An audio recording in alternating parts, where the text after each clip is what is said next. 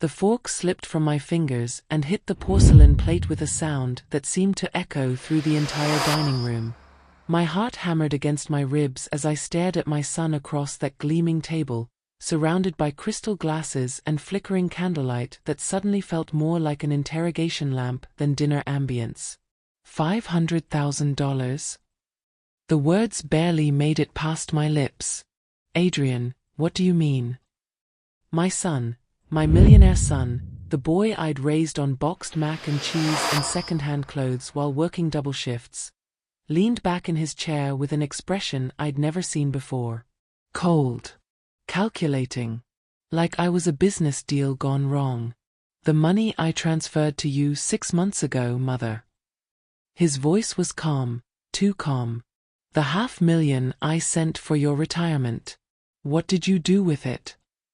The room tilted. I gripped the edge of the table, my knuckles going white against the dark wood. 6 months ago? I didn't receive any money 6 months ago. I was still clipping coupons and buying store-brand coffee. My bank account had maybe $3,000 in it on a good month. Adrian, I started, but then I saw her. Celeste. My daughter-in-law. Sitting at the far end of the table in her designer dress, her perfectly manicured nails wrapped around a wine glass. Her face had drained of all color, white as the starched napkins folded beside each plate. Her hand trembled so badly the wine nearly sloshed over the rim. Our eyes met for just a second. And in that second I saw it, panic. Raw, desperate panic. I don't know what you're talking about, I whispered, my voice shaking now. I never got any money from you. Adrian's jaw tightened. He pulled out his phone, tapped the screen a few times, then turned it toward me. Bank statements. Transfer confirmations. Dates and amounts and account numbers I'd never seen before. Then explain this, he said, his voice dropping to something dangerous. Explain how $500,000 left my account and went directly into yours. Explain the withdrawals. The cash transactions. I didn't do any of that. My voice cracked, and I hated how weak I sounded. Adrian, please, you have to believe me. I would never. Enough. He cut me off with a single word, sharp as a blade. Hi viewers. Kindly tell us where you're watching from and what time it is. Warm welcome to the family, enjoy the story. The silence that followed felt like drowning. The soft classical music still played in the background, mocking us with its cheerfulness. The smell of rosemary lamb that had seemed so delicious minutes ago now made my stomach turn. Celeste set down her wine glass with shaking hands. Maybe there's been a mistake, she said, her voice too high, too bright. Banking errors happen all the time, don't they? I'm sure we can just call the bank tomorrow and… I already called the bank, Celeste. Adrian didn't even look at her. His eyes stayed locked on me like I was a stranger who'd broken into his home. I called them 3 days ago. The transactions are legitimate. The signatures match. Everything checks out. Signatures? I'd never signed anything. Never received a single notification, never got a phone call from any bank, never saw a penny of this supposed fortune. Someone's setting me up, I said, my voice steadier now despite the fear clawing at my throat. Adrian, I'm your mother. I changed your diapers. I worked 3 jobs to put you through college. Why would I steal from you now? For just a moment, one fleeting, fragile moment, something flickered in his eyes. Doubt, maybe. Or memory. But then Celeste spoke again. Perhaps we should all calm down and discuss this rationally, she said, reaching across the table toward Adrian's hand. He pulled away. I've already discussed it rationally, he said. I've discussed it with my lawyers, with my accountant, with the bank's fraud department. And they all say the same thing. He stood up, his chair scraping against the hardwood floor. The money went to you, Mother. You accessed it. You spent it. And now you're going to tell me where it went, or… The doorbell rang. 3 sharp, official chimes that made everyone freeze. Adrian's face shifted from anger to something else. Satisfaction, maybe. Or vindication. He walked toward the front door without another word, his footsteps heavy in the suddenly suffocating silence. Celeste's face went from white to gray. Her lips pressed into a thin line, and her hand, that trembling hand, knocked over the wine glass. Red liquid spread across the white tablecloth like blood. "Oh God," she whispered, so quietly I almost didn't hear it. "Oh God, oh God, oh God." I heard voices at the door. Deep. Professional. The kind of voices that don't ask questions so much as deliver consequences. And then Adrian came back, but he wasn't alone. 2 police officers walked into the dining room, their badges catching the light from the chandelier. One was older, with gray at his temples and tired eyes that had seen too much. The other was younger, his hand resting on his belt with practiced ease. "Mrs. Dalton?" the older officer said, looking directly at me. I nodded because my voice had disappeared entirely. "Ma'am, we need you to come with us. There are some questions we need to ask you about financial transactions involving your son's accounts." The room spun. Everything felt unreal, like I was watching this happen to someone else, some other grandmother sitting at some other perfect dinner table while her entire world collapsed. "She's not going anywhere until she tells me the truth," Adrian said, his voice hard as stone. "Sir, with all respect, that's not how this works." The younger officer stepped forward. "Mrs. Dalton, you're not under arrest, but we do need you to come down to the station for questioning." I stood on legs that felt like water. My napkin fell to the floor. Somewhere in the distance, I could hear Celeste breathing too fast, the sound of someone on the edge of hyperventilating. "Adrian," I said one more time, hoping against hope that my son, my boy, would see reason. "Please. You know me. You know I wouldn't." "I thought I knew you," he said, and those 5 words shattered something in my chest that I didn't know could break. The officer's eyes met mine, and he said, "Ma'am, you'll need to come with us." As I walked toward the door, my legs heavy and my heart heavier, I glanced back one last time. Celeste sat frozen at that table, her face still pale, her eyes wide and glassy. She looked like a woman watching a car crash in slow motion. She looked like a woman who knew exactly what was happening. And that's when I knew, with sudden terrible clarity, that whatever this was, whatever nightmare I'd just walked into, she was at the center of it. The police car waited outside, its lights painting the manicured lawn in red and blue. Neighbors peeked through curtains. A perfect evening in a perfect neighborhood, now destroyed. As the officer opened the car door, I heard Celeste's voice drift out from the house, high and panicked, talking to Adrian. I couldn't make out the words, but I could hear the desperation in them. And I wondered, as the door closed and the engine started and my son's mansion disappeared behind me, how long it would take before everyone else saw what I just realized. That the real thief was still sitting at that table, drinking wine with shaking hands. Have you ever been accused of something you didn't do?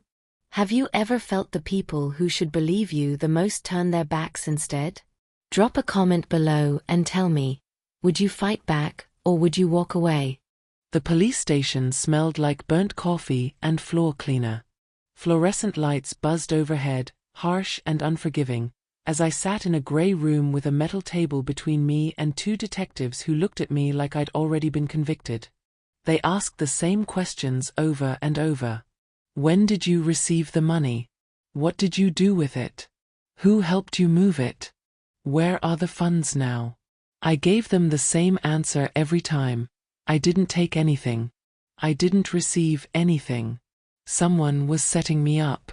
They didn't believe me. At 2 in the morning, they finally let me go. No charges filed yet, they said. But they'd be in touch.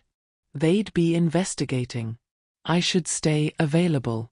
I walked home because I couldn't afford a taxi and my hands were shaking too badly to drive even if I'd had a car at the station.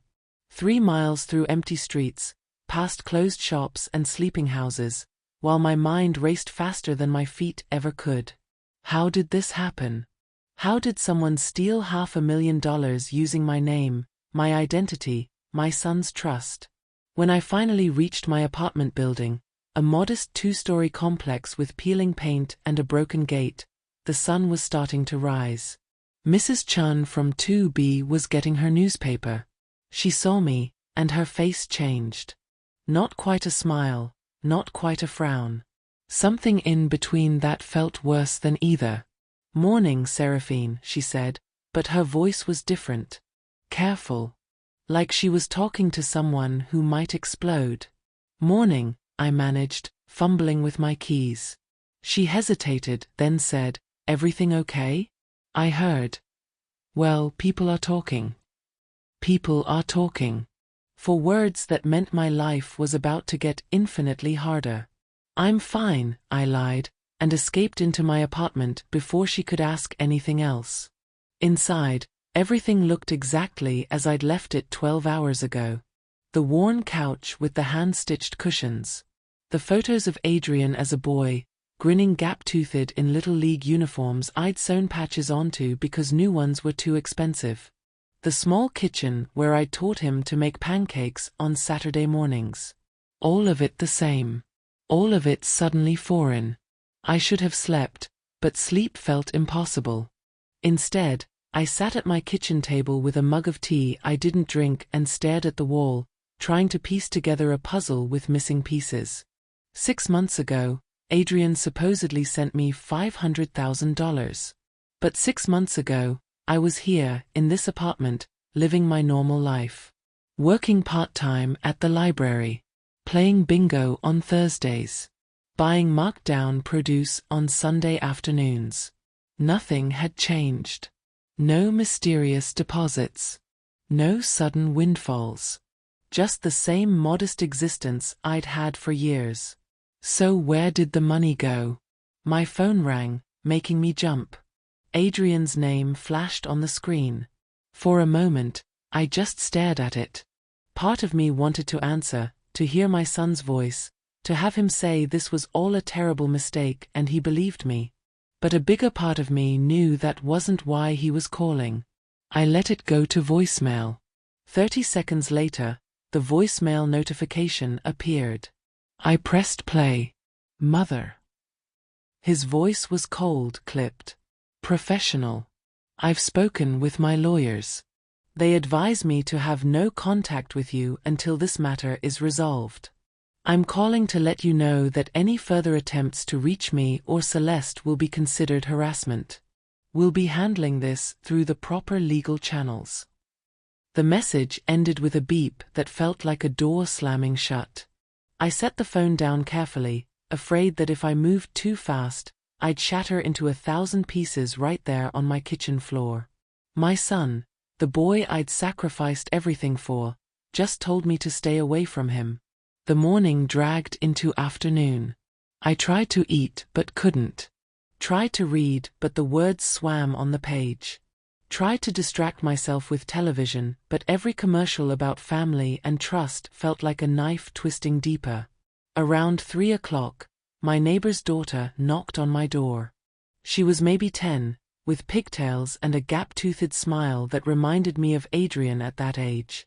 "Hi, Mrs. Dalton," she said. "My mom wanted me to ask if you need anything from the store." Sweet. Innocent. But when I looked past her, I saw her mother watching from their doorway, arms crossed, expression unreadable. They knew. Somehow, everyone already knew. "No, sweetheart," I said, forcing a smile. "But thank you for asking." The girl skipped away, and her mother gave me a small nod before closing her door.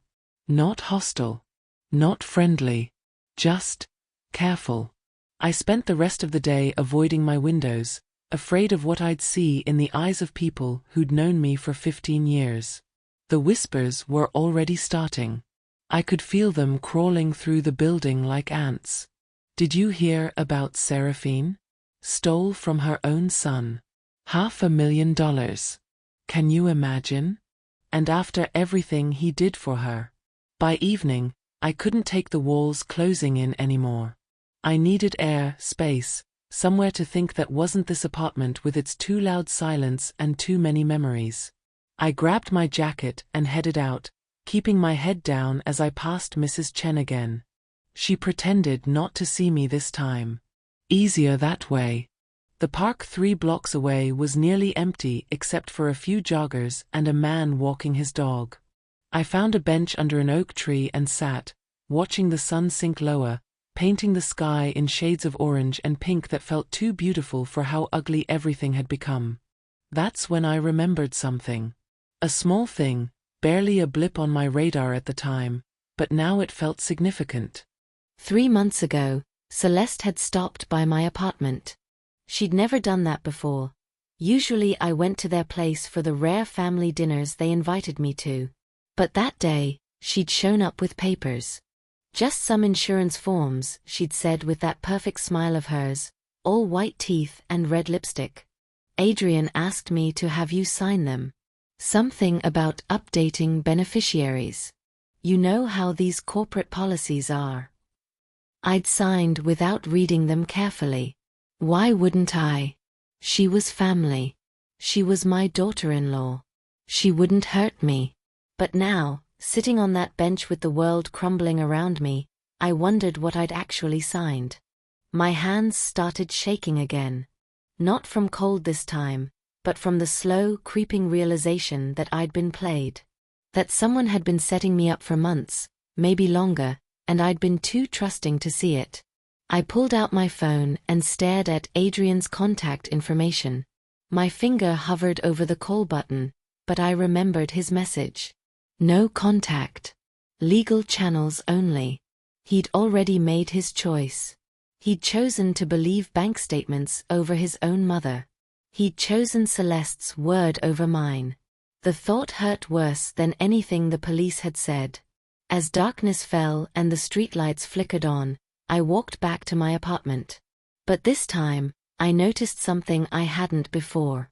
A black sedan parked across the street. Tinted windows. Engine off.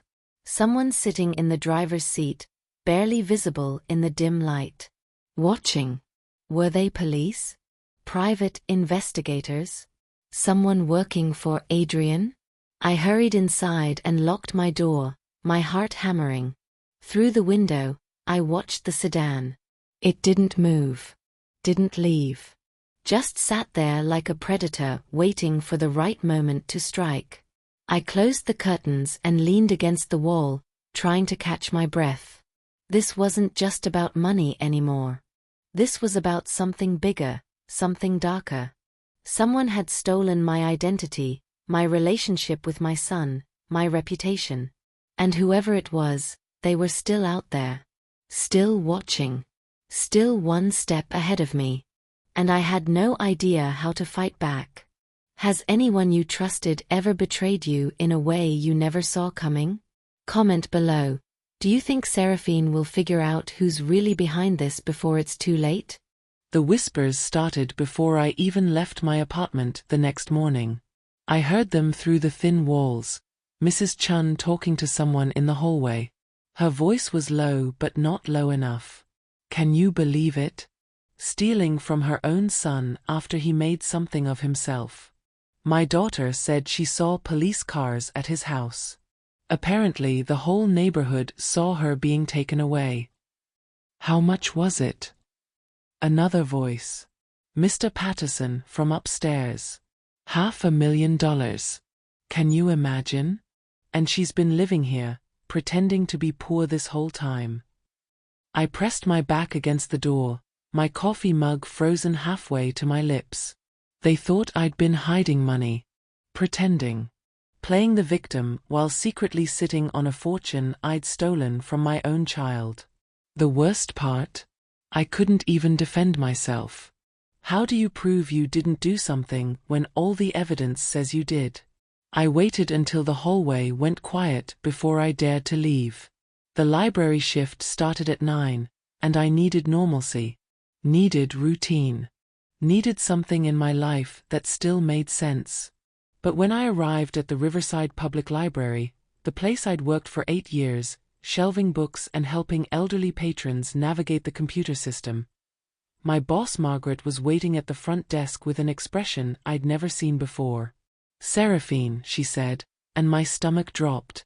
"Can we talk in my office?" The walk down that familiar hallway felt like walking to my execution. Margaret's office smelled like vanilla air freshener and old paper. She gestured to a chair, but I remained standing. "I'm going to need to put you on temporary leave," she said, not quite meeting my eyes. "Just until this situation gets cleared up." "Margaret, I didn't do anything wrong." "I know you're saying that." She emphasized the word saying just enough to make it sting. "But we have to think about the library's reputation. Parents are concerned. The board is concerned. It's just temporary." Temporary. The word tasted bitter. How temporary? She finally looked at me then, and what I saw in her eyes was worse than anger or disgust. It was pity. "I don't know, Seraphine. I'm sorry." I left the library without another word. What was there to say? My job, my small, quiet job that paid just enough for rent and groceries, was gone. Maybe not permanently, but in that moment, it felt like one more thing slipping through my fingers. Outside, the sun was too bright. The sky was too blue. The world kept spinning like nothing had changed, but for me, everything had. I walked without direction, past the coffee shop where I used to treat myself to a latte once a month, past the thrift store where I'd bought most of my furniture, past the elementary school where I'd watched Adrian learn to read.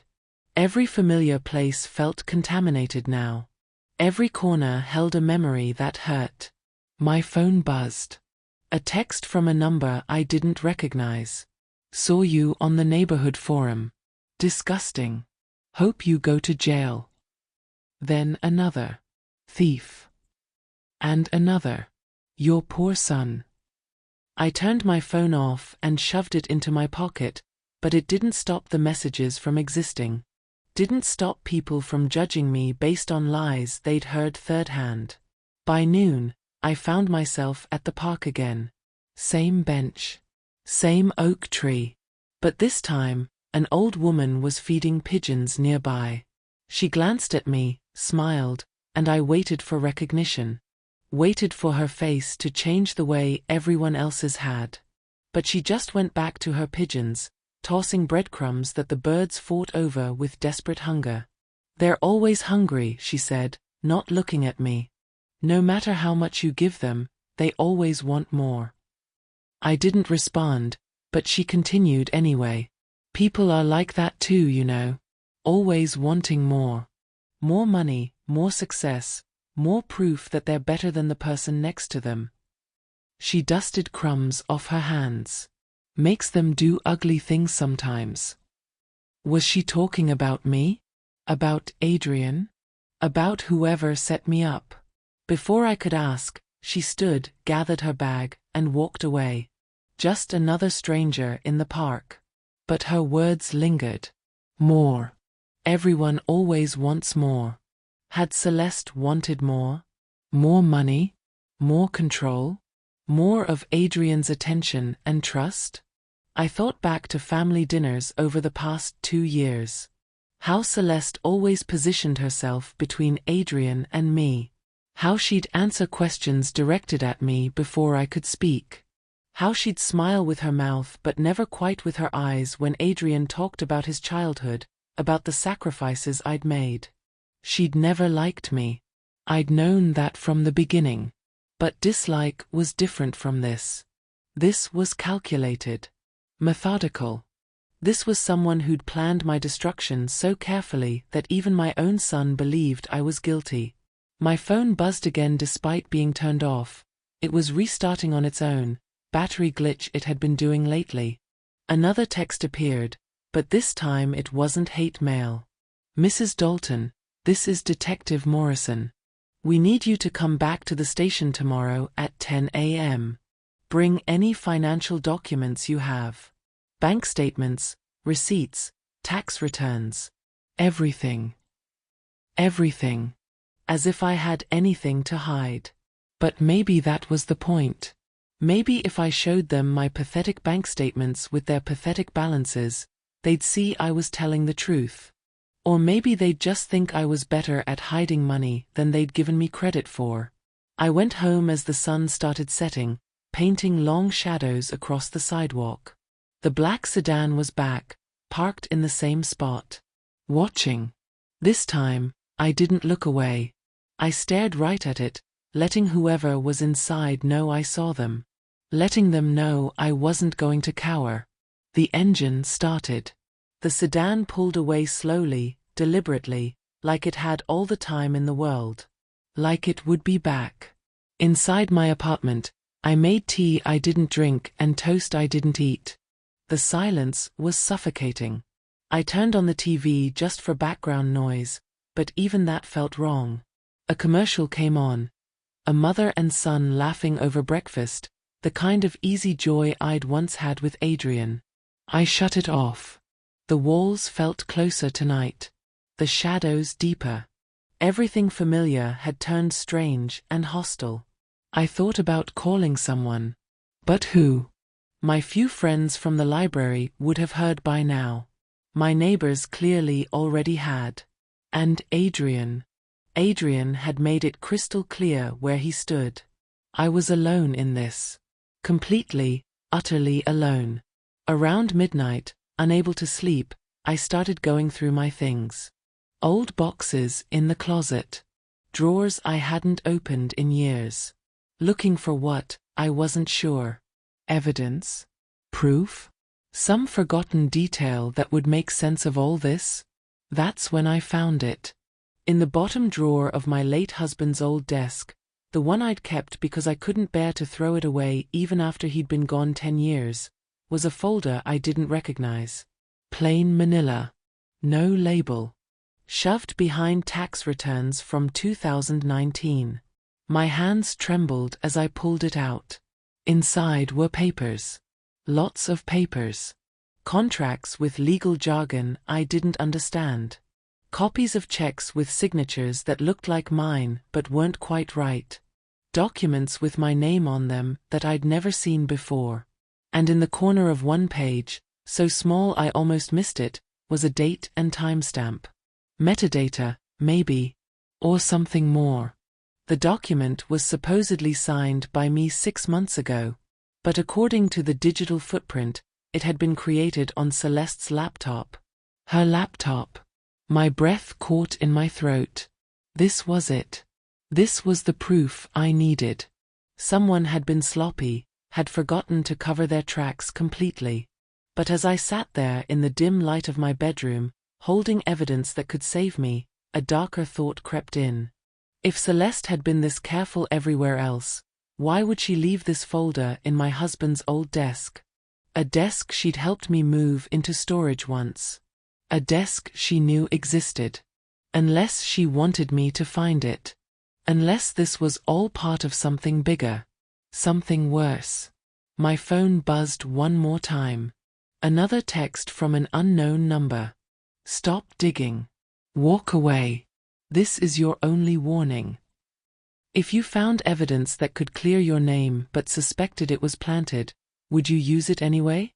Hit that like button and drop your thoughts below. I didn't sleep that night. Couldn't. Every time I closed my eyes, I saw those documents spread across my bed. Those signatures that weren't mine. That metadata pointing to Celeste's laptop. And that text message. Stop digging. Walk away. Someone knew I'd found the folder.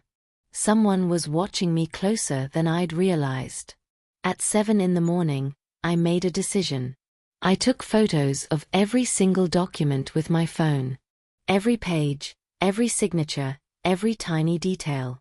Then I put the originals back in the folder and hid it under my mattress. If this was a trap, I wouldn't walk into it blind. The police station at 10 a.m. was less crowded than it had been at 2 in the morning 2 days ago. Detective Morrison was waiting for me in the same grey room with the same metal table. He had circles under his eyes like he hadn't slept either. "Mrs. Dalton." He gestured to a chair. "Thanks for coming in. Did you bring the documents I requested?" I pulled out a thin folder, my legitimate bank statements going back 5 years. Every one of them showed the same story. Small deposits from the library. Occasional withdrawals for rent and groceries. No sudden windfalls. No mysterious $500,000. He flipped through them slowly, his expression unreadable. When he finished, he looked up at me with something that might have been doubt. "These are modest," he said carefully. "I'm a modest person, detective. Your son claims he sent you $500,000. Wire transfer. The bank confirms the money left his account and went to an account in your name. Then someone opened an account in my name without my knowledge." My voice was steadier than I felt. "Have you checked with the bank? Asked for the documentation from when the account was opened? Signatures? ID verification?" Something flickered in his eyes. "We're looking into that." "Are you?" I leaned forward. Because from where I'm sitting, it seems like everyone has already decided I'm guilty. No one's actually investigating whether I was framed. He was quiet for a long moment. Then he closed the folder and sighed. "Mrs. Dalton, between you and me, your story doesn't make sense to most people. Why would someone frame a library worker for stealing from her millionaire son? What's the motive?" "I don't know," I admitted. "But maybe you should be asking my daughter-in-law that question." His eyebrows raised slightly. "You're accusing Mrs. Celeste Dalton?" "I'm saying someone forged my signature. Someone opened accounts in my name. Someone has been setting me up for months, maybe longer." I pulled out my phone, hands shaking, and showed him the photos of the documents I'd found. "And I found these in my late husband's desk. Look at the metadata. Look at whose laptop created these files."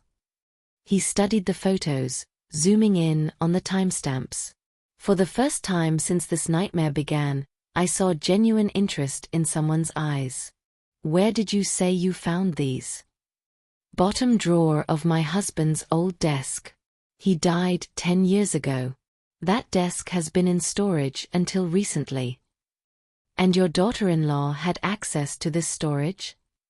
"She helped me move it to my apartment a year ago." Detective Morrison nodded slowly, then asked the question I'd been dreading. "Why would she plant evidence that could clear you?" "I don't know." The words felt inadequate. "Unless it's not meant to clear me. Unless there's something else going on." He made a note on his pad, then looked at me with something closer to belief than I'd seen from anyone in days. "Mrs. Dalton, I'm going to need to keep investigating. Don't leave town. But I'll look into this laptop metadata. See what we can verify." It wasn't much. But it was more than I'd had walking in. Outside the police station, the black sedan was waiting. Same spot. Same tinted windows. But this time, I didn't go home. I walked 3 blocks to a small cafe I'd never been to before, ordered coffee I could barely afford, and sat by the window where I could see the street. The sedan didn't follow. Interesting. I pulled out the photos again, studying them with fresh eyes. The contracts were detailed, something about power of attorney, something about account access. Legal words that made my head spin. I needed help. Real help. Someone who understood finances and fraud and could tell me if these documents were real or just another layer of the trap. That's when I remembered him. Dr. Mireille Fontaine. Except Dr. Fontaine wasn't a him. She was a her, and she'd been my late husband's friend. A forensic accountant who'd helped him manage the small business he'd run before he got sick. I hadn't spoken to her in years, but I still had her number somewhere in my old address book. Back at my apartment, checking over my shoulder the whole way, I dug through my kitchen drawer until I found it. A leather-bound book with faded gold lettering. My husband's handwriting on the inside cover, important people.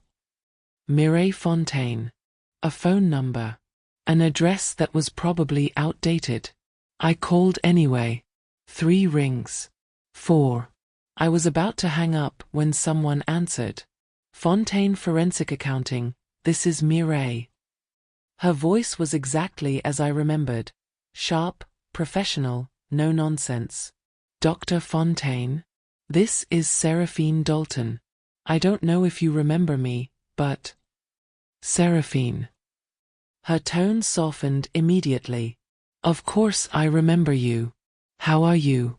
It's been, what, 8 years? 10, actually. My throat tightened. And I'm not good. I need help. Tell me. So I did. Everything. The dinner, the accusation, the police, the documents, the text messages. All of it spilled out in a rush of words that felt both too fast and not fast enough. When I finished, there was silence on the other end. Then Mireille said 5 words that made me want to cry with relief. I'm on my way over. She arrived within an hour, pulling up in a sensible grey sedan that was definitely not the one that had been following me. Mireille looked older, silver hair instead of brown, lines around her eyes that hadn't been there before, but her gaze was just as sharp. Show me everything, she said the moment she stepped inside. I laid out the photos, the bank statements, the timeline of events. She studied them with the intensity of a surgeon examining X-rays, occasionally making small noises that could have meant anything. Finally, after what felt like hours but was probably only 20 minutes, she looked up. Seraphine, they didn't just steal your money. They stole your identity. This is sophisticated fraud. She tapped one of the photos. See this signature? It's good. Really good. Someone practiced your handwriting extensively. But the metadata. The metadata is interesting. She zoomed in on her phone. It shows these documents were created on Celeste Dalton's laptop. But here's the thing, metadata can be manipulated. If someone wants to frame her, they could have done this too. My hope deflated like a punctured balloon. So it proves nothing? I didn't say that. Mireille's eyes gleamed with something dangerous. I said it's interesting. Because if someone went through the trouble of framing you, then planting evidence to frame Celeste, then texting you to stop digging, they're making this very complicated. Criminals usually keep things simple. So what does that mean? It means, she said slowly, that either Celeste is playing a very complex game, or someone wants us both to think she is. A chill ran down my spine. Someone else. Let's not get ahead of ourselves. Mireille started packing up the photos. First, I need to do a deep dive on your finances and Adrian's. See where the money actually went. Follow the real trail, not the obvious one. Can you get me access to any other documents? Old mail? Bank notices? I kept everything. I'm not sure why, but I did. Good. That's very good. She stood, then paused at the door. Seraphine, one more thing. That text you got, stop digging. Did you tell anyone about finding these documents? No one. Just you and Detective Morrison. And the detective saw you find them today? No, I found them last night. I just showed him the photos today. Mireille's expression darkened. Then how did someone know you were digging last night? Unless… We both looked at each other at the same time. Unless they're listening, I whispered. Mireille pulled out a small device from her bag, no bigger than a phone. She walked around my apartment slowly, methodically, checking corners and furniture and electronics. When she reached the landline phone in my kitchen, the device beeped. She unscrewed the phone's mouthpiece carefully, and there it was. A tiny bug. So small I would have never noticed it in a million years. How long has this been here? I breathed. Can't say for sure. But...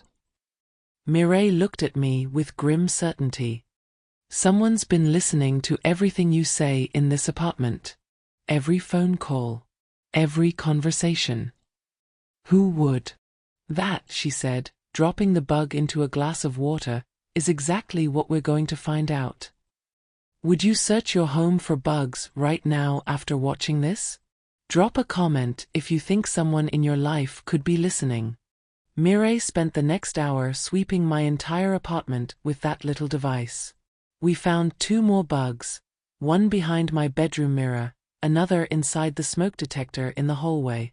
Professional job, she muttered, dropping each one into separate glasses of water. These aren't the kind you buy at a spy store. These are expensive. Military grade, maybe. Who has access to military grade surveillance equipment? More people than you'd think. She sat down at my kitchen table, pulled out her laptop, and started typing. Private investigators, security companies, certain law firms. Or anyone with enough money and the right connections. Money. Adrian had plenty of that. But would my own son bug my apartment? The thought made my stomach turn. I need you to think back, Mireille said, not looking up from her screen. The past 6 months. Who's been in this apartment besides you? I mentally walked through the rooms, the visitors, the moments. Not many people. The landlord came twice for repairs. Mrs. Chun from next door borrowed sugar once. Adrian and Celeste came for Christmas, but that was 7 months ago. And... I stopped. And... Mireille's fingers paused on the keyboard. Celeste came alone 3 months ago. With those insurance papers. The ones you signed without reading? I nodded, shame burning through me. She was only here for maybe 15 minutes. I signed the papers, we had tea, she left. 15 minutes is plenty of time to plant bugs if you know what you're doing. Mireille made another note. What about your landlord? Mr. Foster? He's been my landlord for 8 years. He's harmless. Or he's being paid. She looked at me seriously. Seraphine, someone with resources is orchestrating this. They're not working alone. The question is why? What do they gain from destroying you? I have nothing. No money, no assets. I'm nobody. You're Adrian's mother. Maybe that's enough. I thought about that. About what my existence meant to someone like Celeste. I was a reminder of where Adrian came from. Of the poverty he'd climbed out of. Of a life before her. Some people couldn't stand reminders. Let me show you something. Mireille turned her laptop toward me. On the screen was a bank statement, but not mine. I did some preliminary searching in public records while you were at the police station. This is an account opened 6 months ago in your name. Look at the transactions. I leaned forward, scanning the numbers. $500,000 deposited on March 15th. Then a series of withdrawals. $50,000. $75,000. $100,000. All within 2 weeks. Where did the money go? That's the interesting part. Mireille pulled up another screen. Some went to offshore accounts. Some went to shell companies. But this withdrawal, she pointed to a $100,000 transaction, went to a luxury car dealership. Want to guess what was purchased? I shook my head, unable to speak. A Mercedes. Registered to someone named Sarah Winters. I don't know anyone named Sarah Winters. Neither does anyone else, apparently. Because Sarah Winters doesn't exist. The social security number is fake. The address is a P.O. box. But the car is very real and, according to DMV records, is currently parked in a garage in Manhattan. Manhattan. Where Adrian and Celeste lived. You think Celeste is Sarah Winters? I think Sarah Winters is whoever bought a $100,000 car with your stolen money. Mireille's expression was grim. And I think we need to find out who's driving it. My phone buzzed. Another text from an unknown number. We're watching. Stop helping her. Last warning. I showed it to Mireille. She read it, then smiled. Not a happy smile, but the smile of someone who just confirmed a suspicion. They're getting nervous, she said. Good. That means we're close to something they don't want us to find. Mireille, I'm scared. You should be. But fear makes you careful, and careful is what we need right now. She packed up her laptop. I'm going to dig deeper into these accounts, trace where all the money went. But I need you to do something too. What? Go through every document you signed in the past year. Every form, every paper Celeste or Adrian gave you. Look for anything that might have given someone power of attorney or account access. Look for signatures that don't quite match yours. And take photos of everything. I nodded, already mentally cataloging the stack of papers in my bedroom drawer. And Seraphine? Mireille's voice softened. Be careful who you trust. If they bugged your apartment, they might have compromised your phone too. Don't call anyone from your cell. Don't text anything important. If you need to reach me, use a payphone. Payphones still exist? A few. There's one outside the library. She paused at the door. One more thing.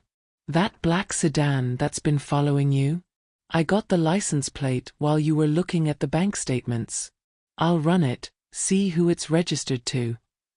After she left, I sat in the sudden silence of my apartment, a silence that no longer felt private. Someone had been listening to me cry, listening to me talk to myself, listening to every moment of my breakdown. The violation of it made my skin crawl. I started going through my papers like Mireille suggested. Old utility bills, library employment documents, tax returns. And there, buried in a stack from 4 months ago, was something I'd completely forgotten about. A letter from a law firm I'd never heard of. Whitmore and Associates. It was brief, professional, saying they represented my interests in a family estate matter and needed me to sign some documents. I'd thought it was spam. Almost threw it away. But Celeste had mentioned it at a family dinner, said Adrian had hired them to help organize my finances for tax purposes. So I'd signed and sent them back. Now, looking at the letter again with suspicious eyes, I noticed the address. Manhattan. Same neighborhood as Adrian and Celeste. Same neighborhood as that Mercedes registered to Sarah Winters. My hands started shaking as I photographed every page. This wasn't random. This was planned. Every piece connected to every other piece like a spider's web, and I was the fly that hadn't realized it was caught until the web was already wrapped around me. I needed to get these photos to Mireille, but I couldn't use my phone. Couldn't risk whoever was listening knowing what I'd found. The library was 6 blocks away. The payphone was outside, near the bike racks. I grabbed my jacket, stuffed the documents in my bag, and headed out. The black sedan was gone, but that didn't make me feel safer. If anything, it made me more nervous. They were watching me, but how? From where? I walked quickly, keeping my head down, checking over my shoulder every few steps. The library came into view, my old workplace, the place that had put me on temporary leave because of accusations they believed without question. The payphone was exactly where Mireille said it would be. I dug for quarters in my pocket, found 3, and dialed her number. She answered on the first ring. Talk fast. I found something. A letter from a law firm. Whitmore and Associates. They said they represented me, but I never hired them. There was typing on the other end. Whitmore and Associates. They're a boutique firm. Estate law, trust management. Very expensive. Very discreet. Celeste said Adrian hired them for me. More typing. Then a pause that stretched too long. Mireille. Seraphine, I need you to listen carefully. Whitmore and Associates is a legitimate firm, but they've been investigated twice in the past 5 years for helping clients hide assets during divorce proceedings. Nothing was ever proven, but there's smoke there. Why would Adrian be working with them? Maybe he isn't. Maybe Celeste is. Her voice was tight. Get somewhere public. Coffee shop, mall, somewhere with cameras and people. Don't go home yet. I'm coming to meet you. Why? What did you find? That license plate I ran? The black sedan. She paused. It's registered to Whitmore and Associates. The law firm that supposedly represents you is the same firm following you around. The phone almost slipped from my hand. They're following me? Why would my own lawyers be? They're not your lawyers, Seraphine. You never hired them. Someone hired them and told you they were working for you. Mireille's voice was urgent now. This is bigger than fraud. This is conspiracy. Get somewhere safe. Now. She hung up. I stood there with the dead phone in my hand, quarters clinking back into the return slot, my mind racing faster than my heart. A law firm was following me. A law firm that specialized in hiding assets. A law firm that had sent me documents to sign, documents I'd signed because my daughter-in-law told me to trust them. What had I signed? What had I given them access to? I started walking, no destination in mind, just movement. Away from my apartment. Away from the library. Away from anything familiar that could be compromised. The coffee shop 3 blocks down was busy. Lunch rush, people in business suits grabbing sandwiches and lattes. I ordered tea with my last $5 and found a corner table where I could see both exits. My brain kept circling back to the same question. Why? Why go through all this trouble to frame me? I had nothing worth stealing. No inheritance, no hidden assets, no secret fortune. Unless it wasn't about what I had. Unless it was about what I represented. An obstacle. Adrian's mother. The woman who raised him. The one person who might ask questions if money started disappearing. The one person who knew him before Celeste entered his life. What if I wasn't the target? What if I was just collateral damage? My phone, which I'd stupidly brought with me despite Mireille's warnings, buzzed with an incoming call.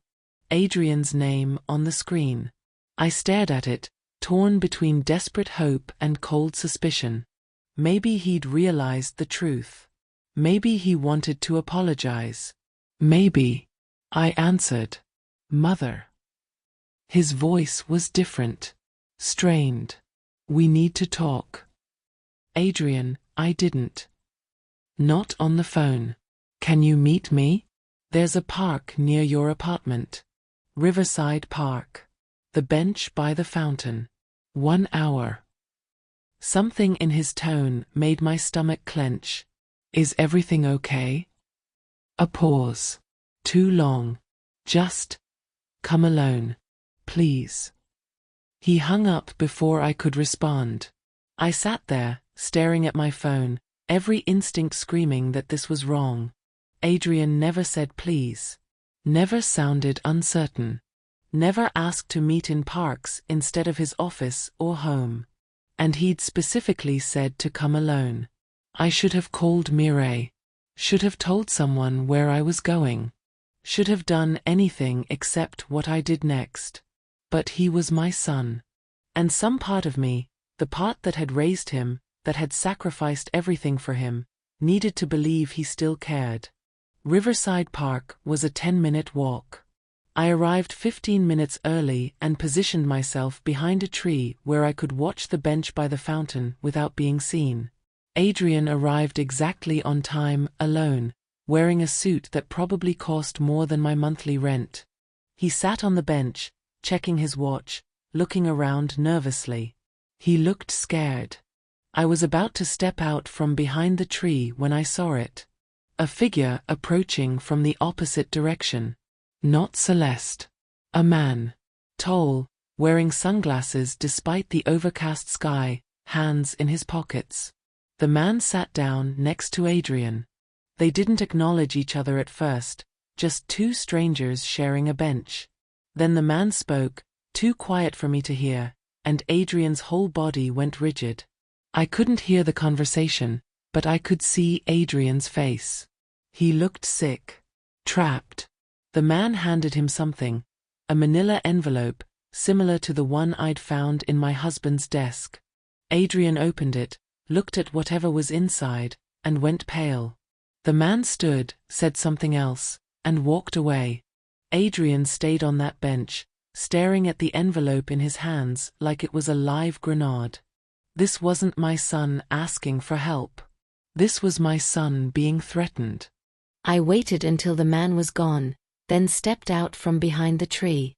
Adrian saw me and jumped to his feet, shoving the envelope inside his jacket. Mother, I told you 1 hour. Who was that man? What? No one. I was just, he stopped, realizing I'd been watching.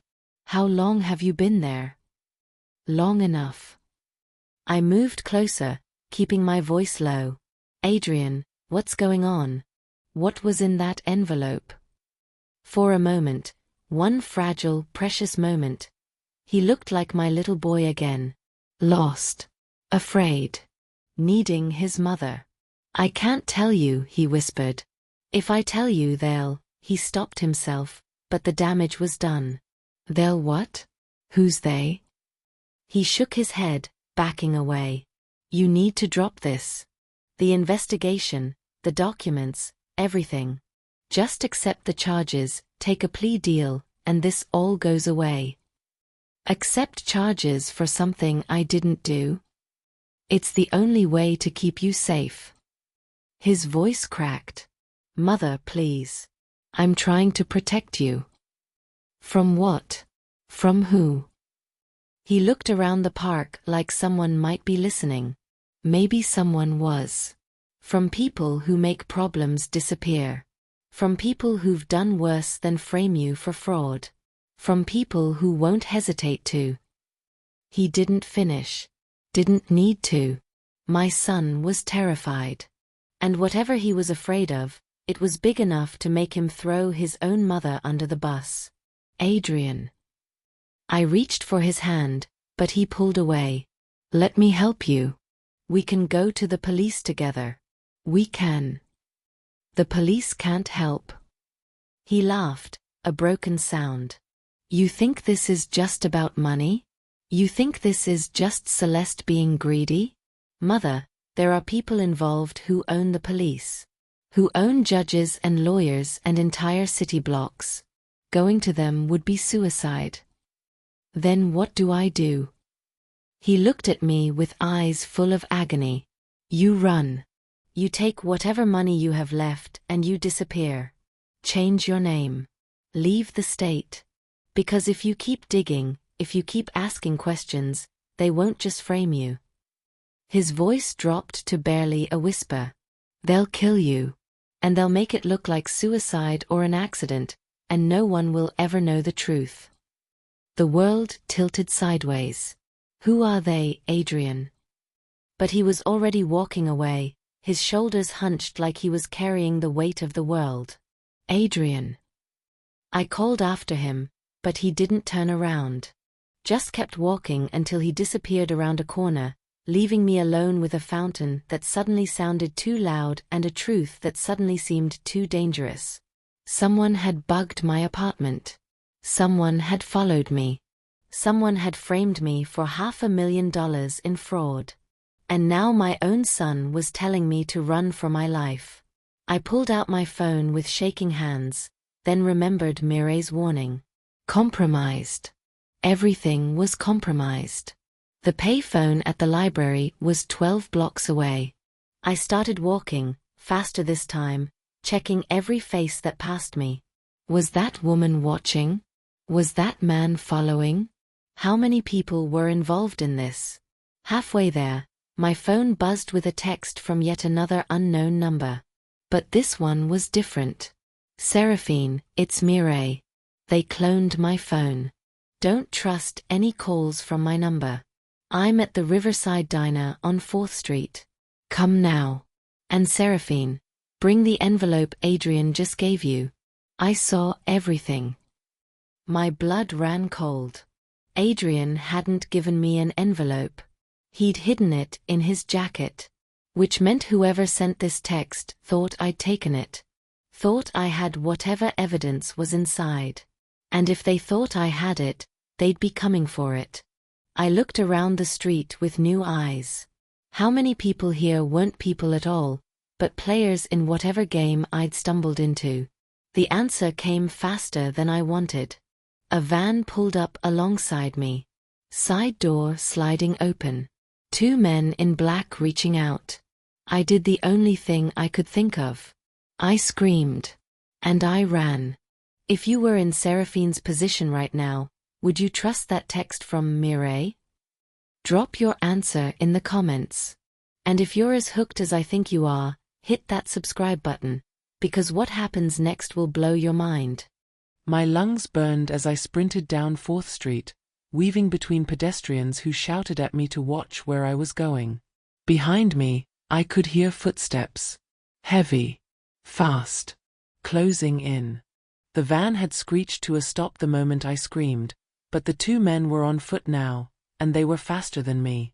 I ducked into a corner store, one of those cramped places that sells everything from lottery tickets to canned soup. The elderly man behind the counter looked up from his newspaper, startled. Call 911, I gasped. Please. Men are chasing me. He reached for the phone, but before he could dial, one of the men walked through the door. Casual. Calm. Like he was just another customer. There you are, Mom, he said with a smile that didn't reach his eyes. We've been looking everywhere for you. Come on, let's get you home. The store owner hesitated, looking between us. I don't know him, I said, my voice shaking. He's not my son. Please. The man's smile tightened. She's confused. Early dementia. The doctors said she might have episodes like this. He pulled out a wallet, flashed some kind of ID too quickly for anyone to read. I'm her healthcare proxy. She wandered off from her facility. I'm not, I started, but the store owner's expression had already changed. From concern to pity. Poor thing, he murmured. My mother had Alzheimer's. Terrible disease. No, listen to me. The man's hand clamped around my arm. Gentle to anyone watching, but his fingers dug in hard enough to bruise. Come on, Mom. Let's go home. He was dragging me toward the door when I did the only thing I could think of. I grabbed a glass bottle from the nearest shelf, some kind of fancy olive oil, and smashed it on the ground. The crash was deafening in the small space. Oil spread across the floor in a slick puddle. She's violent when she's agitated, the man said, but his grip had loosened in surprise. I yanked free and ran deeper into the store, past aisles of crackers and cereal, looking for a back exit. There had to be a back exit. The second man appeared at the front door, blocking that escape route. They were herding me, cornering me. I found the back room, a storage area with boxes stacked to the ceiling and a metal door that had to lead outside. I slammed through it, setting off an alarm that shrieked into the afternoon air. The alley behind the store was narrow, lined with dumpsters and recycling bins. I ran left, then right at the next intersection, zigzagging through a maze of back streets I'd never seen before. My phone was buzzing constantly in my pocket. Calls, texts, notifications. But I didn't dare look at it. Didn't dare slow down. I needed to get to Mireille. The real Mireille, not whoever had sent that fake text. But how? My apartment was compromised. The library was too obvious. And I had no idea who I could trust. Then I remembered. Dr. Fontaine had given me her business card when she first arrived. I'd shoved it in my wallet without really looking at it. I ducked behind a dumpster, hands shaking so badly I could barely open my purse. The card was there, crumpled but readable. An address in the financial district. 20th floor of an office building. Public. Secure. Cameras everywhere. It was a 20-minute walk or a 5-minute cab ride. But cab drivers kept records. Kept logs of who they picked up and where they dropped them off. I'd have to walk. My legs felt like jelly, but I forced them to move. Slower now, trying to blend in with the afternoon crowd. Just another middle-aged woman running errands. Nothing to see here. Except my hair was a mess, my jacket was torn from where that man had grabbed me, and I was pretty sure I was leaving a trail of olive oil footprints behind me. The financial district rose ahead like a forest of glass and steel. I'd only been here once before years ago, to meet my husband for lunch at a restaurant we couldn't afford. It had felt intimidating then. Now it felt like salvation. Mireille's building was one of the tallest, all reflective windows and modern architecture. Security desk in the lobby, cameras in every corner, professional people in expensive suits walking with purpose. I smoothed my hair, tried to look less like a woman running for her life, and walked through the revolving doors. The security guard looked up from his desk. Young guy, maybe 30, with kind eyes that reminded me of Adrian before everything went wrong. "Can I help you?" "I'm here to see Dr. Mireille Fontaine. 20th floor." "Is she expecting you?" "Yes." The lie came easily. "She called me about an hour ago." He picked up the phone, dialed, waited.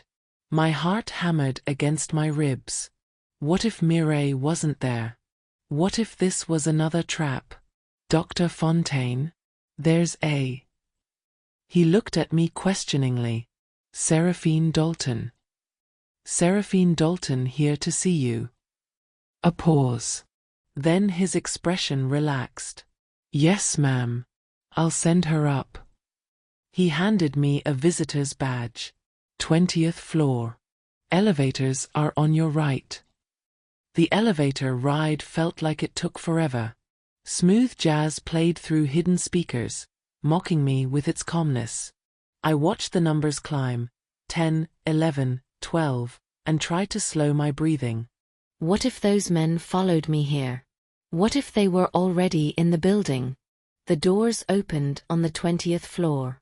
A sleek reception area with modern furniture and abstract art on the walls. A young woman at the desk smiled professionally. "Mrs. Dalton? Dr. Fontaine is expecting you. Third door on the left." I walked down the hallway on legs that threatened to give out with every step. The third door was glass, with Fontaine Forensic Accounting etched in elegant letters. Mireille stood inside, phone pressed to her ear, gesturing for me to come in. I collapsed into the chair across from her desk and only then realized I was crying. "I need to call you back," Mireille said into the phone, then hung up and came around the desk. "What happened?" I told her everything. The call from Adrian. The park. The man with the envelope. The fake text. The van. The men who tried to grab me. She listened without interrupting, her expression growing darker with every word. "They're escalating," she said when I finished. They know we're getting close to something, and they're panicking. Adrian told me to run. To leave the state. To disappear. That might not be bad advice. I can't run. I'm 62 years old with $3,000 to my name. Where would I even go? Mireille sat on the edge of her desk, thinking. Then we fight. But we do it smart. We do it careful. And we do it fast, because they won't give us much time. You found something. On the phone earlier, you said you were close. I did. She pulled up her computer screen, turned it toward me. Remember that $100,000 car registered to Sarah Winters? I dug deeper. Sarah Winters is a shell identity, like I thought. But the person who created her made a mistake. They used the same IP address to set up shell companies for 3 other fake people. How many fake people are there? At least 7 that I've found. All created within the last year. All used to move money from Adrian's accounts into offshore holdings. She clicked through screens showing a web of transactions that made my head spin. Someone has been systematically draining your son's fortune. Not all at once, that would be too obvious. But slowly, carefully. A few $100,000 here, $1 million there. How much total? So far? About $15 million. The number was so large it didn't feel real. And they framed me to cover it up? No. Mireille's eyes met mine. They framed you to control Adrian. Think about it. As long as he believes his mother stole from him, he's isolated. Angry. Vulnerable. Easy to manipulate. But if he found out the truth, if he knew Celeste was behind it, he'd divorce her. He'd press charges. Exactly. You're not the target, Seraphine. You're the weapon they're using to keep Adrian in line. I thought about my son's face in the park. The fear in his eyes. He knows something. That envelope the man gave him, Adrian looked terrified. Probably evidence of something worse. Blackmail material. Mireille started typing again.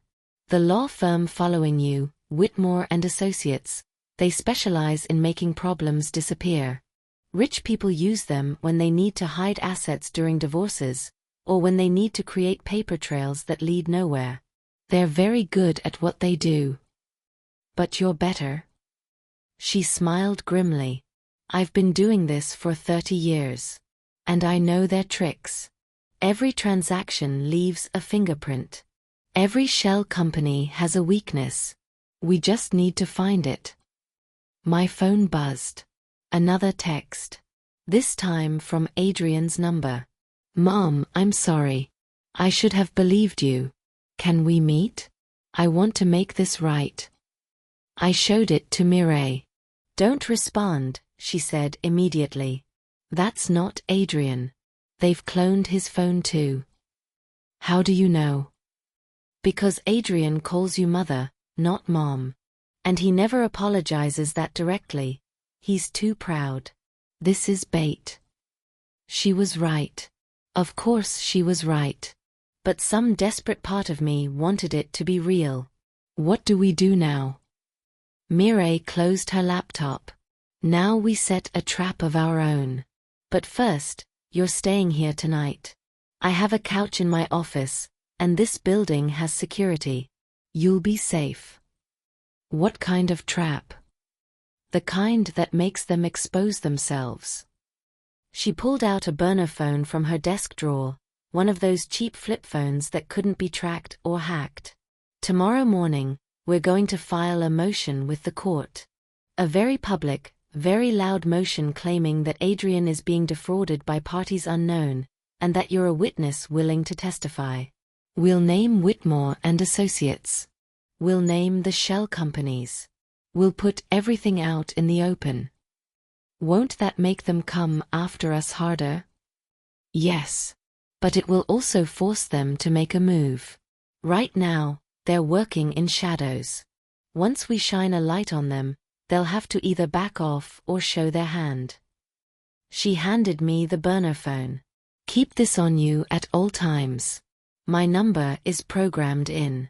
If anything happens, you call me. Not the police, not Adrian, not anyone else. Just me. I took the phone, its weight somehow comforting despite everything. That night, I lay on Mireille's office couch wrapped in a blanket that smelled like lavender, staring at the ceiling tiles and wondering how my life had become a thriller movie. Somewhere in this city, my son was being blackmailed. Somewhere, Celeste was probably celebrating what she thought was her victory. And somewhere, men with vans were looking for me. The burner phone sat on the coffee table, silent and waiting. I must have fallen asleep eventually, because I woke to daylight streaming through the office windows and Mireille shaking my shoulder. "It's time," she said. "We're going to court." Would you trust a forensic accountant you barely know to fight your battle against people with unlimited resources? Let me know in the comments what you would do in Seraphine's position. The courthouse was exactly what I'd imagined. All marble columns and echoing halls, with lawyers in expensive suits carrying briefcases full of important documents. I felt small walking through those doors. Insignificant. Like I didn't belong. But Mireille walked like she owned the place. "Confidence," she whispered to me. "Even if you don't feel it, show it. These people respect power, not truth." We were filing an emergency motion in civil court. Not criminal. That would take too long. This was about freezing assets, about putting a hold on any money moving out of Adrian's accounts until a proper investigation could happen. "Will it work?" I asked as we climbed the steps to the third floor. "It'll work if the judge is honest." Mireille's expression was grim. "And if they haven't gotten to him first?" That thought hadn't occurred to me. Could they buy a judge? Was that even possible? We entered a courtroom that looked like something from a TV show. Wood paneling, American flags, a bench so high the judge looked down at everyone like a god passing judgment. Only a few people were there. This was a preliminary hearing, not a full trial. But one of those people made my stomach drop. A man in a gray suit, sitting in the front row. The same man I'd seen at the park giving Adrian that envelope. He saw me see him. And he smiled. Mireille noticed my reaction and followed my gaze. Her hand found mine, squeezed once.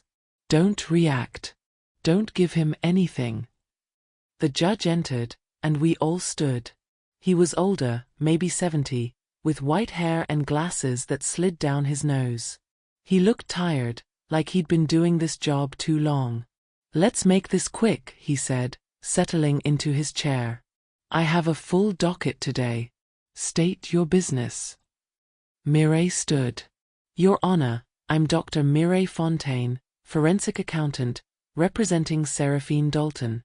We're filing an emergency motion to freeze assets belonging to Adrian Dalton pending investigation into fraudulent transactions." The judge raised an eyebrow.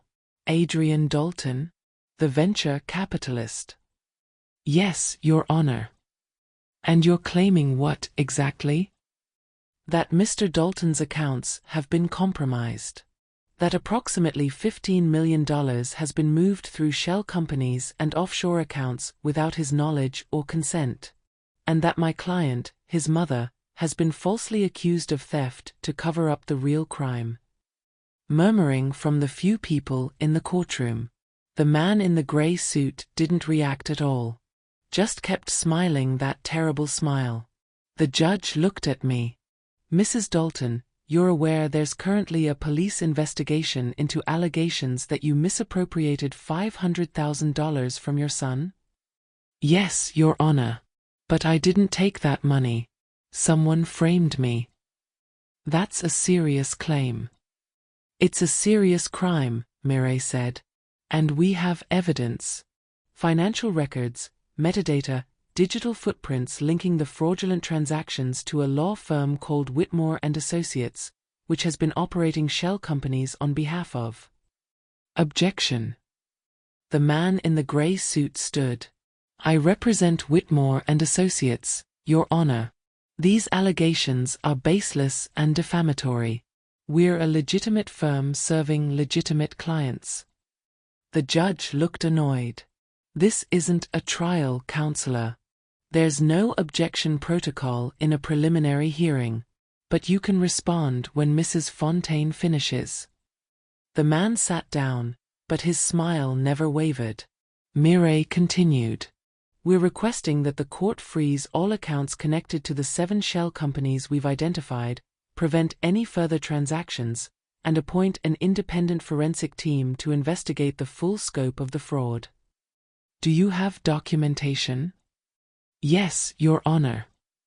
Mireille approached the bench with a thick folder. Bank records, incorporation documents for the shell companies, IP address logs showing they were all created from the same location, and transaction histories showing the movement of funds. The judge flipped through the pages slowly. Too slowly. Like he was stalling. Finally, he looked up. This is concerning. But it's also thin. You're essentially asking me to freeze millions of dollars based on circumstantial evidence and the word of a woman who's currently under investigation for theft. Your Honor, if we don't freeze these assets now, they'll disappear. These are offshore accounts. Once the money leaves U.S. jurisdiction. I understand the urgency, Dr. Fontaine. But I can't just freeze accounts because you have a theory about shell companies. He closed the folder. I need more. Testimony from Adrian Dalton himself. Cooperation from the banks. Something concrete. Adrian Dalton is being coerced, Your Honor. Do you have proof of that? Mireille hesitated. Just for a second. But it was enough. I thought not.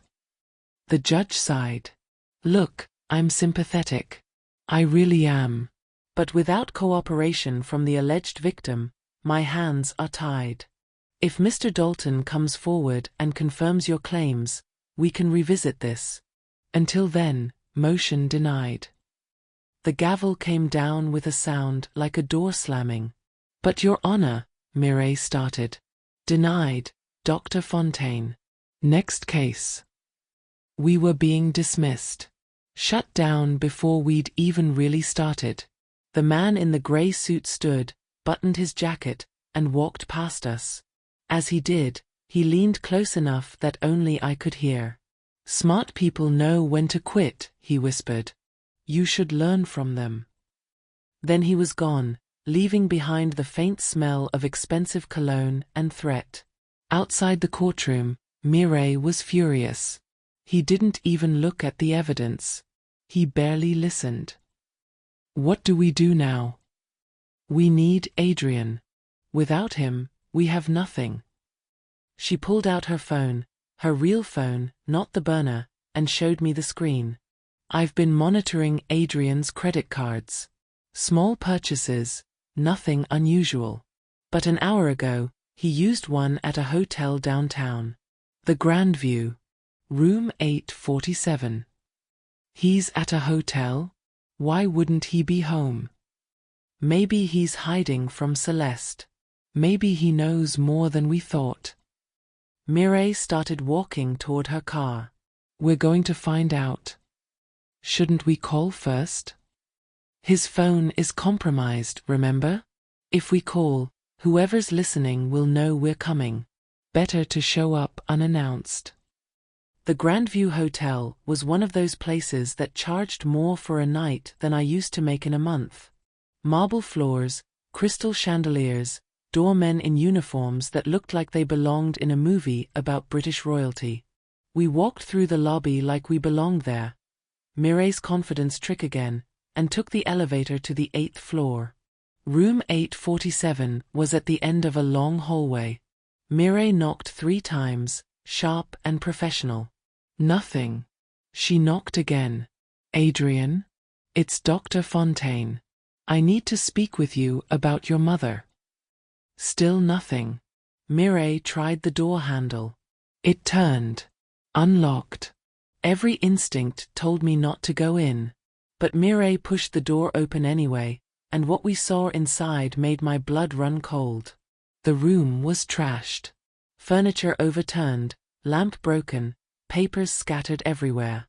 And in the middle of it all, Adrian sat on the floor with his back against the bed, staring at nothing. Adrian. I rushed to him, dropped to my knees. Are you hurt? What happened? He looked at me like he'd forgotten I existed. His eyes were red, face pale, hands shaking. They took everything, he whispered. Every account. Every investment. Every asset. It's all gone. Who took it? I don't know. The firm I hired to protect me. Except they weren't protecting me. They were bleeding me dry his voice broke. While I accused you of stealing. God, Mom, what have I done? Mireille was already moving around the room, gathering papers. When did you find out? This morning. My accountant called in a panic. Said there were massive withdrawals happening in real time. By the time I got online to stop them, the accounts were empty.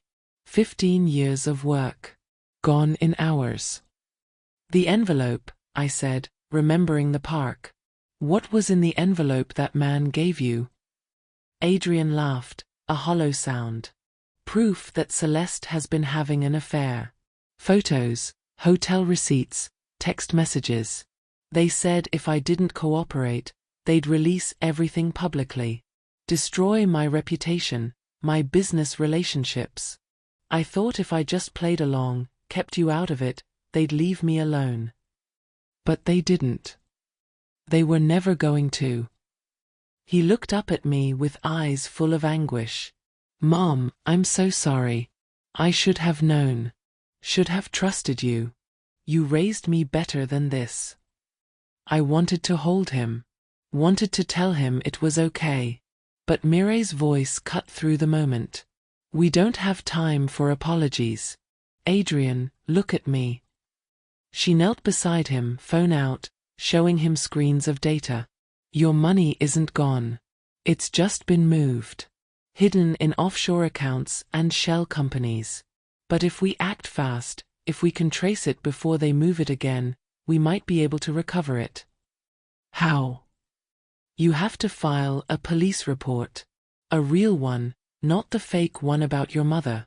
You have to admit you've been defrauded and cooperate with investigators. And you have to do it now, before they realize you know the truth. Adrian looked at me. Will you be with me when I do it? After everything, after the accusations, the police station, the dinner from hell, he was asking if I'd stand by him. Of course, I said. You're my son. Mireille made calls while Adrian and I sat on that trashed hotel room floor, not talking, just existing in the same space like we used to when he was small and scared of thunderstorms. 20 minutes later, Detective Morrison arrived with 2 other officers. He looked at the room, at Adrian, at me, and something in his expression shifted. Mr. Dalton, he said, I think it's time we had a conversation. Do you think Adrian deserves forgiveness after throwing his mother under the bus? Drop your opinion in the comments. I want to hear what you think. The police station conference room was different this time. Not an interrogation room with metal tables and harsh lights, but a comfortable space with cushioned chairs and a water cooler in the corner. They were treating Adrian like a victim now. And me, finally, like I'd been telling the truth all along. Detective Morrison sat across from us with a legal pad and a recorder. Start from the beginning, Mr. Dalton. When did you first notice something was wrong?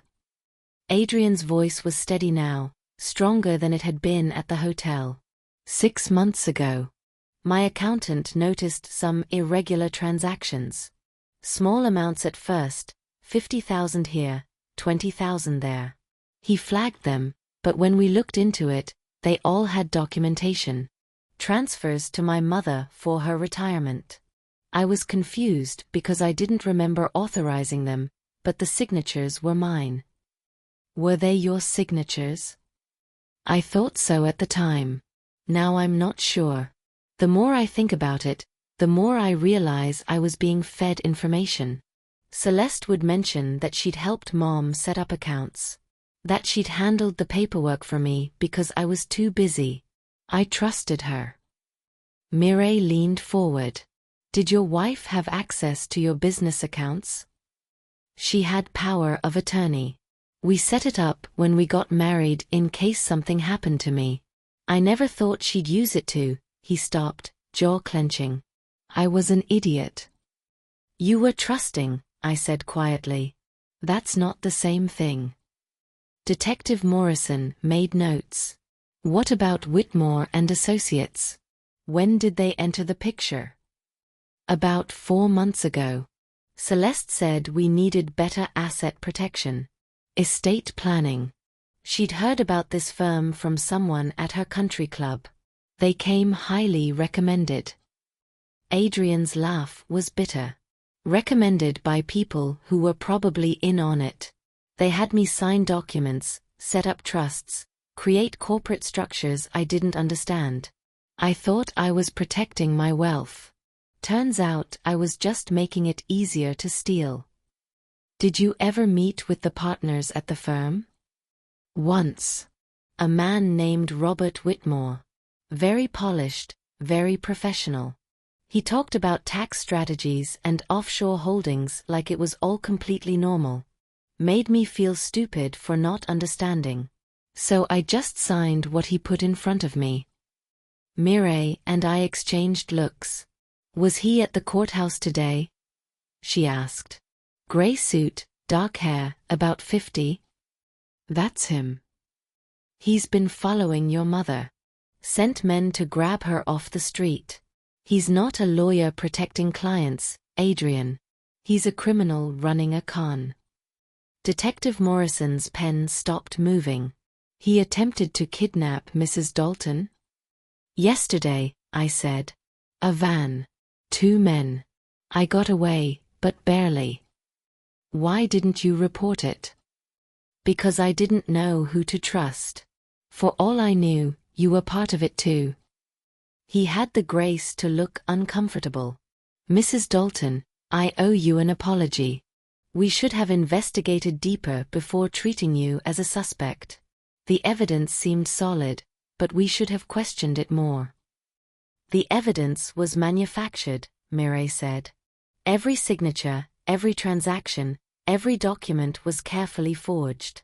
These people are professionals. They've done this before. How many times before? Morrison asked. I found 3 similar cases in the past 2 years. All wealthy men married to women who turned out to be con artists. All lost millions through asset protection schemes. None of them recovered their money because by the time they realized what happened, the funds were long gone to countries with no extradition. Adrian's face went gray. You're saying Celeste targeted me? That our entire marriage was a setup? I'm saying it's possible. When did you meet her? 3 years ago. At a charity gala. She was perfect. Elegant, educated, interested in my work. We got married within a year. Did she have money of her own? She said her family had a trust. Old money. But now that I think about it, I never met her parents. She said they'd disowned her for marrying beneath their station. I thought it was romantic, 2 people against the world. He put his head in his hands. I'm such a fool. You're a mark, Mireille said, not unkindly. A target. These people are good at reading vulnerabilities and exploiting them. You wanted someone to share your success with, and she gave you exactly what you wanted. Right up until she took it all. Morrison cleared his throat. Where is your wife now, Mr. Dalton? I don't know. I haven't been home since I found out. She's been calling, texting, but I haven't answered. We need to bring her in for questioning. She'll run, I said. The moment she knows Adrian talked to you, she'll disappear. These people are too smart to stick around. Then we move fast. Morrison stood. Mr. Dalton, I need you to go home. Act normal. Tell your wife you're done hiding, that you want to work things out. Can you do that? Adrian looked sick. You want me to pretend everything's fine? I want you to keep her in place long enough for us to execute a search warrant and freeze any remaining assets. If she knows we're coming, she'll vanish and we'll never get your money back. What about my mother? If Celeste realizes Mom is part of this, I'll have officers watching Mrs. Dalton around the clock. She'll be safe. Morrison looked at me. We should have been protecting you from the start. We won't make that mistake again. It was almost 8 p.m. by the time we left the station. Adrian hugged me in the parking lot, holding on like I might disappear. I'm sorry, he whispered. For everything. For not believing you, for choosing her over you, for being blind to what was happening. You loved her. That's not a crime. It feels like one. Mireille drove me to a hotel. Not the Grandview, somewhere cheaper but still safe. She checked the room before letting me enter, looked for bugs, made sure the locks worked. Stay here tonight, she said. Officers will be posted outside. Don't open the door for anyone except me or Detective Morrison. Understand? I nodded, exhausted to my bones. Seraphine. She paused at the door. We're going to win this. I know it doesn't feel like it, but the truth is coming out. Your name will be cleared. After she left, I sat on the edge of the hotel bed and finally let myself cry. Not from fear this time, but from relief. My son believed me again. The police were on my side. The nightmare was ending. Except it wasn't. Not yet. My burner phone rang just after midnight. Mireille's number. They moved on Celeste an hour ago, she said without preamble. Search warrant, full forensic team. But Seraphine, she's gone. The house is empty. Every computer, every file, every piece of evidence she might have left behind, gone with her. My relief evaporated. How? She must have known Adrian would break. The moment he stopped answering her calls, she probably realized it was over. These people always have an exit strategy. Mireille's voice was tight with frustration. We found some documents she didn't have time to destroy. Plane tickets to Grand Cayman purchased 2 weeks ago. She was always planning to run. Can't they stop her at the airport? She left yesterday, Seraphine. Before Adrian even went to the police. She's already gone. I sat in the dark hotel room, phone pressed to my ear, and felt the weight of it all. Celeste had won. She'd taken the money, destroyed my relationship with my son, framed me for crimes I didn't commit, and escaped without consequences. What about Whitmore? I asked. The law firm. Their office was cleaned out too. No records, no computers, nothing. Shell company registered to an address that doesn't exist. These people are ghosts, Seraphine. Professional ghosts. So that's it? They just get away with it. For now. Mireille's voice hardened.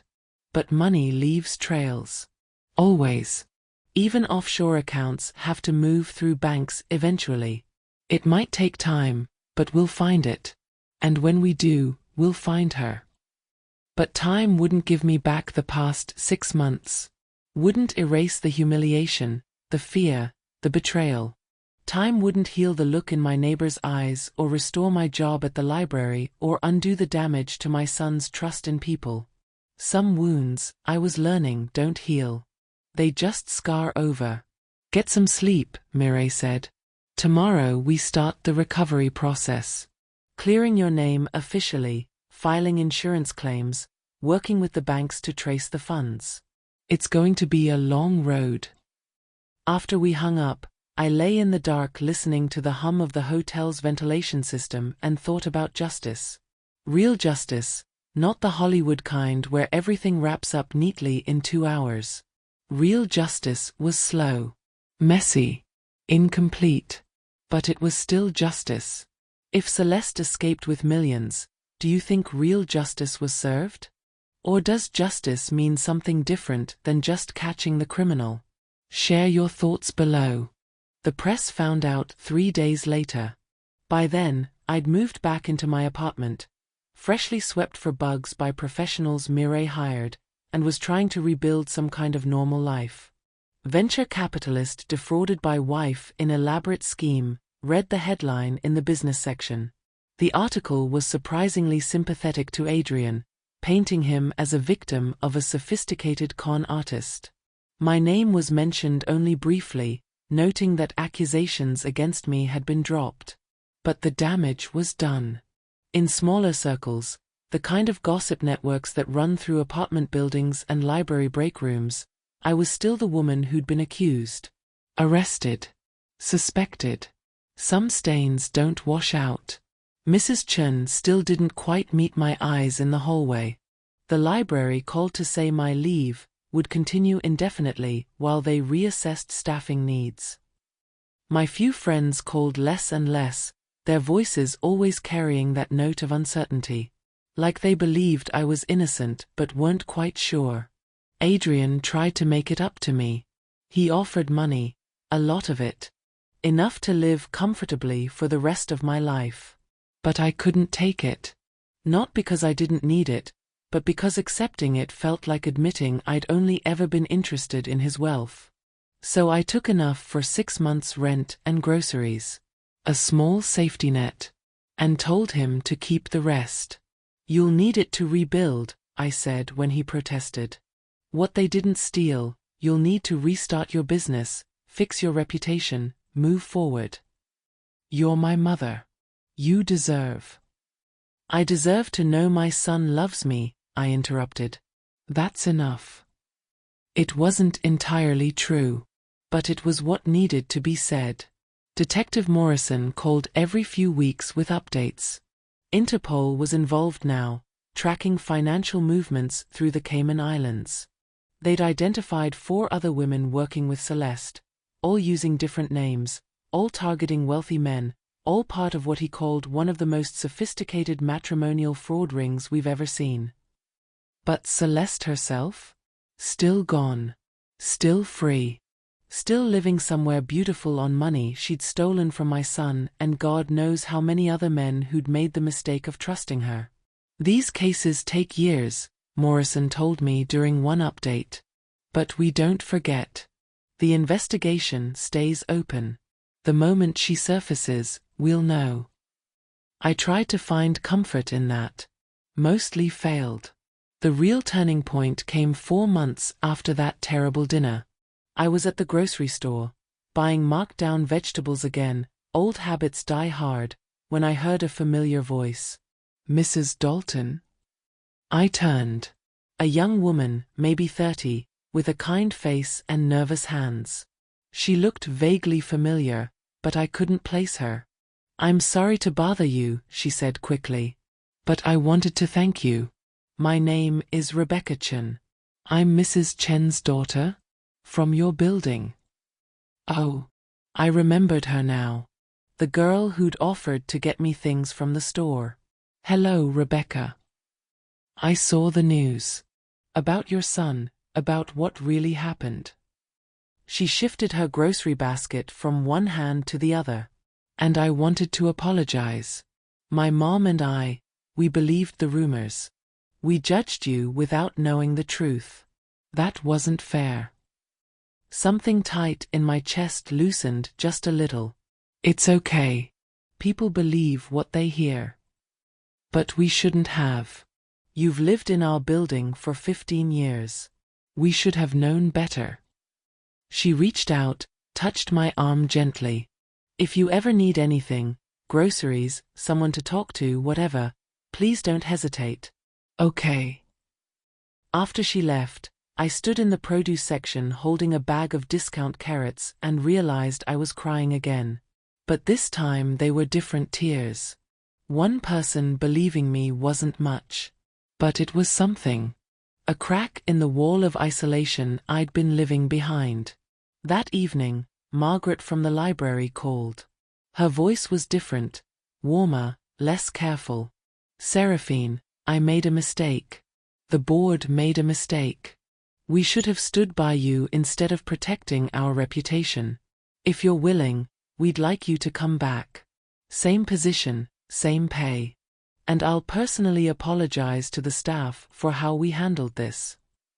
I should have said yes immediately. I needed the job. Needed the money and the routine and the sense of purpose. But instead I heard myself say, "Can I think about it?" "Of course. Take all the time you need." After I hung up, I sat at my kitchen table, the same table where I'd discovered those forged documents, where I'd cried myself raw, where I'd planned my survival, and realized something had changed. I didn't want to go back to shelving books and living small. I'd been through hell. I'd survived an orchestrated attack on my entire existence. I'd walked through fire and come out the other side. Maybe it was time to do something different. The next morning, I called Mireille. "I want to help," I said. "Other people like me. People who get accused, get framed, get buried under evidence they can't fight. I want to help them." There was a pause on the other end. Then, "Are you saying what I think you're saying?" "I'm saying I want to work with you. Not as an accountant. I'm terrible with numbers. But as someone who understands what it feels like to be powerless. Someone who can talk to victims, help them navigate the system, be there when everyone else walks away." "Seraphine, Mireille's voice caught. "That's actually brilliant. I've been thinking about expanding the firm anyway. Having someone focused on victim support would be invaluable. But are you sure? This work can be emotionally exhausting." "I'm already exhausted. Might as well make it count for something." 3 weeks later, I had a desk in Mireille's office. Not a fancy one, just a simple workspace with a phone, a computer I was slowly learning to use, and a nameplate that read Seraphine Dalton, Client Advocate. My first case was a woman named Patricia whose daughter had stolen her identity and maxed out credit cards in her name. Patricia sat across from me, hands shaking, voice small, telling a story I knew too well. "No one believes me," she whispered. "Not the police, not my family. They all think I'm lying to protect her." "I believe you," I said. And I meant it. Adrian came by the office once a week. We'd have lunch at the diner across the street. Nothing fancy, just sandwiches and coffee, and talk about things that mattered. His therapy appointments. My new job. The slow process of rebuilding trust between us. He'd sold the mansion. Couldn't bear to live there anymore with all its memories of Celeste. He'd bought a smaller place, donated most of the furniture to charity, started over with things that felt real instead of expensive. "I'm dating again," he told me one afternoon, surprising us both. "Nothing serious. But I'm trying to trust people again. Slowly." "That's good. That's really good. What about you? Are you happy?" I thought about it. Really thought about it. I'm not sure happy is the right word. But I'm useful. I'm helping people. I'm not defined by what happened to me. So maybe that's better than happy. Maybe that's enough. 6 months after that terrible dinner, Detective Morrison called with news that made headlines across the country. Celeste had been caught. Not through brilliant detective work or international cooperation. She'd been caught because she couldn't help herself. She'd targeted another wealthy man, a tech entrepreneur in Singapore, and run the same con. But this time, the man's sister was a federal prosecutor who'd read about Adrian's case. She'd recognized the pattern and set a trap. Celeste was arrested at a luxury hotel in Hong Kong, surrounded by luggage full of designer clothes bought with stolen money. She's being extradited, Morrison told me. She'll stand trial here. And with your testimony and Adrian's, we've got her dead to rights. She's looking at 20 years minimum. I should have felt triumphant, vindicated. But mostly I just felt tired. Will we get the money back? Some of it. Maybe half. The rest is gone. Moved through too many accounts, converted to assets we can't trace. But the prosecutor is confident we'll recover enough to compensate the victims. That night, I told Adrian over dinner at our usual diner. He set down his coffee cup slowly. She's really caught? She's really caught. How do you feel? I don't know. How do you feel? He thought about it. Like a chapter is closing. Like I can finally stop looking over my shoulder. But also. He trailed off. Also what? Also sad. Because part of me still remembers loving her. Even knowing it was all fake, there were moments that felt real. And losing that, even when it was never really there, it still hurts. That's okay, I said. You're allowed to grieve what you thought you had. The trial was scheduled for 3 months later. I'd have to testify. Have to sit in a courtroom and tell my story while Celeste sat there watching. The thought terrified me. But Mireille squeezed my hand and said, "You've already done the hardest part. You survived. Everything else is just paperwork." She was right, of course. She usually was. The night before the trial, I couldn't sleep. I kept replaying that dinner, the fork slipping from my hand, Adrian's cold eyes, Celeste's pale face. The moment everything changed. But I also thought about what came after. The people who'd helped me. The strength I didn't know I had. The life I'd built from the ashes of the one that burned down. Celeste had tried to erase me. Tried to make me disappear into shame and accusations and isolation. Instead, she'd made me stronger. That was the thought I carried into the courtroom the next morning. Not anger, not revenge. Just the quiet knowledge that I'd survived something meant to destroy me. And I was still standing. Do you think Seraphine's journey to forgiveness and healing is realistic? Or should she still be angrier? Let me know what you think in the comments. The courtroom was packed. Media in the back rows, sketch artists in the corner, spectators who'd followed the case online. I sat in the witness section next to Adrian, both of us wearing our best clothes. His a suit that cost less than his old ones, mine a dress I'd bought at a thrift store because I refused to spend Adrian's money on something I'd wear once. Celeste was already at the defense table when we arrived. She looked different, thinner, paler, her hair pulled back in a severe bun instead of the elegant waves she used to wear. But her eyes were the same. Sharp. Calculating. Still looking for angles. She glanced at me once, our eyes meeting across the room. I expected to feel fear or anger, or something hot and immediate. Instead, I felt nothing. She was just a woman now. Not a monster. Not a mastermind.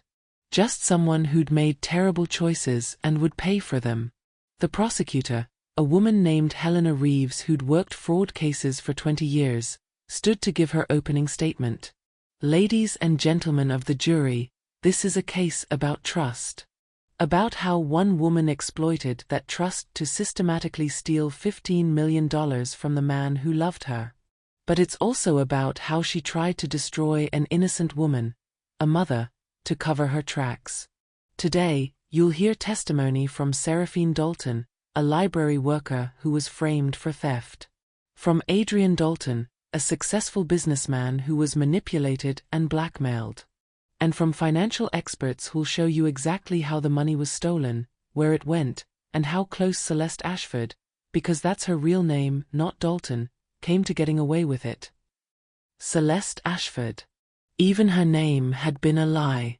The defense attorney, an expensive lawyer who probably cost more than my entire year's salary, argued that Celeste was a victim too. That she'd been coerced by the real criminals at Whitmore and Associates, that she'd feared for her life, that she'd only gone along with the scheme because she had no choice. It was a good story. Might have even been believable if we didn't have evidence of 6 other cons she'd run under different names over the past decade. When they called me to the stand, my legs felt like water. Mireille gave me an encouraging nod from her seat. Adrian squeezed my hand once before I stood. The walk to the witness box felt endless. Mrs. Dalton, Prosecutor Reeves began after I was sworn in. Can you tell the jury about the evening of March 22nd of this year? The family dinner at your son's home. I took a breath and told them everything. The rosemary lamb. The candlelight. The question that changed my life.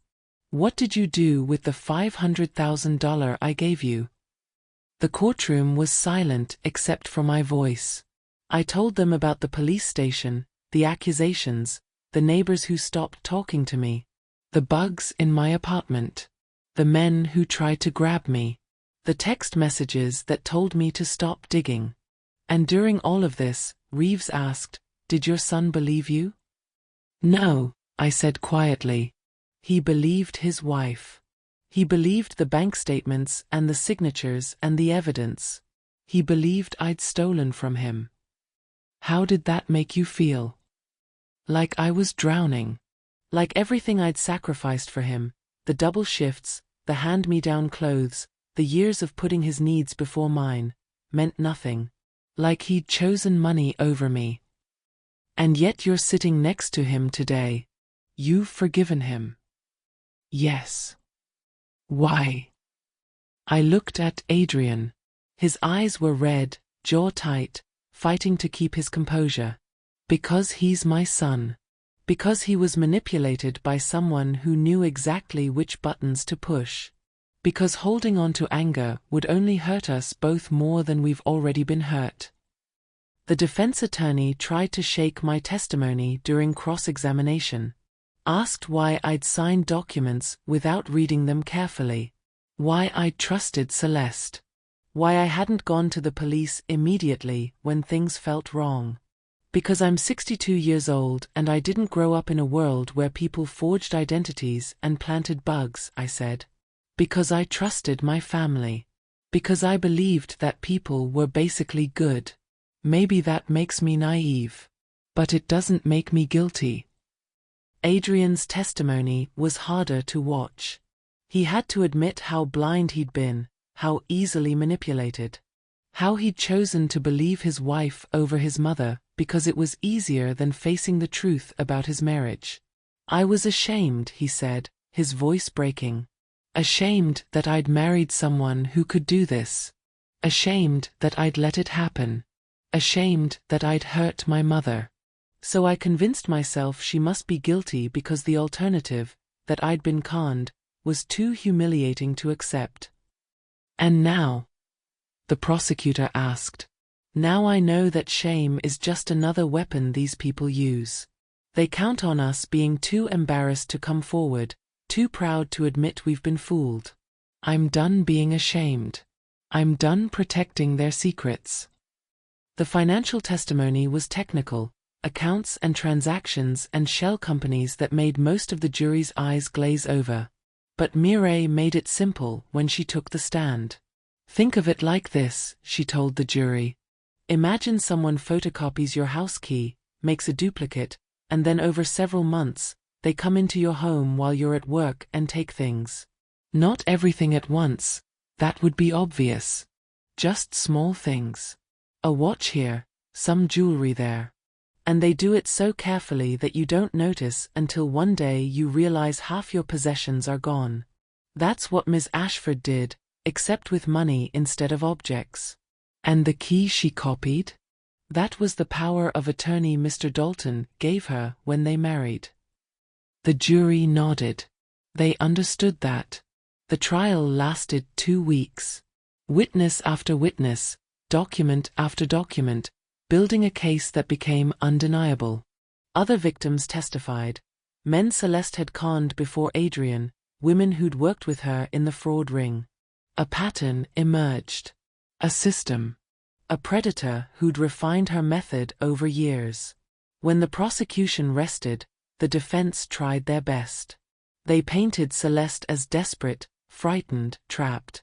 They showed photos of her smiling at charity events, volunteering at shelters, doing all the things that made her look like a good person. But you can't Photoshop away bank records. Can't smile away metadata. Can't charity event your way out of $15 million in stolen money. The jury deliberated for 6 hours. When they came back, their faces told the story before the verdict did. On the charge of wire fraud, how do you find? Guilty. On the charge of identity theft? Guilty. All 15 counts. Guilty on every single one. Celeste's face didn't change. She sat there like a statue, no tears, no emotion. Just that same calculating look, like she was already planning her next move. The judge set sentencing for a month later. We all filed out of the courtroom into the hallway where reporters shouted questions and cameras flashed. Adrian and I pushed through without speaking, Mireille running interference until we made it to her car. In the quiet of the parking garage, Adrian finally let himself cry. Not quiet tears, but deep, shaking sobs that came from somewhere primal. I held him like I used to when he was small and the world felt too big. "It's over," I whispered. "It's really over." "Is it? Will it ever really be over?" "I don't know. But we're here. We survived. That counts for something." Sentencing day came on a Thursday morning in early October. The leaves were turning, the air had that crisp edge that promised winter. I wore the same thrift store dress because it felt like armor now. Battle gear. Celeste stood before the judge in an orange jumpsuit, hands cuffed, all the polish stripped away. The judge read through her crimes methodically, and with each one, the recommended sentence grew. 23 years in federal prison, he finally said. With the possibility of parole after 15. You systematically destroyed lives, Ms. Ashford. You exploited trust, perverted love, and showed no remorse. This sentence reflects the severity of your crimes. 23 years. She'd be in her 60s when she got out. Older than I was now. I waited for the satisfaction to hit. The sense of justice served. But mostly I just felt empty. As they led her away, Celeste looked back one more time. Our eyes met, and for just a second, I saw something that might have been regret. Or maybe just anger at getting caught. Either way, it didn't matter anymore. Outside the courthouse, reporters asked if I felt vindicated. If justice had been served. If I could forgive. "I feel tired," I told them honestly. "And ready to move on." That night, Adrian and I had dinner at that same diner we'd been going to for months. Our spot in the corner booth. Coffee in chipped mugs. The normalcy of it felt like medicine. "What happens now?" he asked. "Now we live," I said. "We help other people who've been through what we went through. We rebuild. We move forward." Is it enough? After everything? It has to be. 3 months later, Mireille offered me a partnership. Not just an employee, but a co-owner of the firm. Dalton and Fontaine Forensic Accounting and Victim Advocacy, the new sign would read. "I can't afford," I started. "You're not buying in with money," she interrupted. "You're buying in with everything you've brought to this firm. The victims who trust you because you've been where they are. The cases we've solved because you saw details everyone else missed. The hope you give people when they walk through our door feeling like the world has ended. That's worth more than money, Seraphine." I took the partnership. Started speaking at conferences about financial fraud. Wrote an article about warning signs of matrimonial cons that went viral. Slowly, quietly, became someone who mattered. Not famous. Not rich. Just useful. 6 months after the trial, a letter arrived. Prison postmark. Celeste's handwriting. I almost threw it away unopened. But curiosity won. The letter was short. I know you won't believe me, but I'm sorry. Not for getting caught. I'm not that person anymore, the one who thinks she can talk her way out of anything. But sorry for what I did to you. You didn't deserve it. You were just collateral damage in a game I'd been playing so long I forgot real people were getting hurt. I don't expect forgiveness. Don't deserve it. But I wanted you to know that every day in here, I think about the look on your face at that dinner table. The confusion. The hurt. And I'm sorry. For what it's worth, I'm sorry. I read it twice, then put it in a drawer. Maybe one day I'd respond. Maybe I wouldn't. The choice was mine now. That was the real victory. Not the trial or the sentencing or the money they'd managed to recover. But the fact that I got to choose. Got to decide what came next, who to forgive, how to move forward. 1 year after that terrible dinner, Adrian and I stood in my new office. Bigger now, with windows that looked out over the city, and raised coffee cups in a toast. To survival, he said. To family, I countered. To second chances. To justice. Even when it's slow and messy and incomplete. We clinked our cups together, and in that moment, I realized something. Celeste had tried to erase me. Tried to make me disappear into shame and fear and isolation. Instead, she'd revealed me. Shown me strength I didn't know I had. Purpose I'd never imagined. A life that mattered beyond the small boundaries I'd drawn around it. She'd tried to end my story. Instead, she'd just written the first chapter of a much better one. The lessons I learned were simple but hard one. Trust carefully. Verify always. Keep your own records. Know your rights. Ask questions, even when you feel stupid. Especially when you feel stupid. And most importantly, paper trails don't lie. People do. But numbers, dates, timestamps, metadata? They tell the truth when everyone else is spinning stories.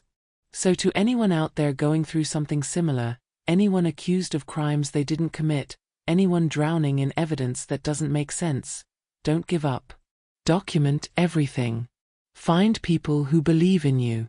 Follow the paper trail. Justice might not roar. It might not come fast. But if you're patient, if you're careful, if you're brave enough to keep standing even when the world tells you to fall, it will come. My name is Seraphine Dalton. I'm a victim advocate, a mother, and a survivor. And this is my story. Not the one where I was almost destroyed. The one where I refused to disappear. Thank you for following Seraphine's journey to justice. If her story moved you, inspired you, or taught you something about resilience and truth, please hit that subscribe button and turn on notifications. We share powerful stories like this one every week. Real human experiences that remind us we're stronger than we know. Drop a comment below sharing your thoughts. Have you ever been falsely accused? Have you had to fight for justice when everyone doubted you? Your story might inspire someone else who's going through their own battle right now. And if you know someone who needs to hear Seraphine's message, that survival is possible, that truth matters, that quiet justice is still justice, please share this video. You never know whose life you might change. Until next time, remember, paper trails are weapons, calm courage is a shield, and no matter how polished the enemy, truth has a way of waiting for its turn on stage. Stay strong. Keep fighting. And never let anyone erase your story. See you in the next one.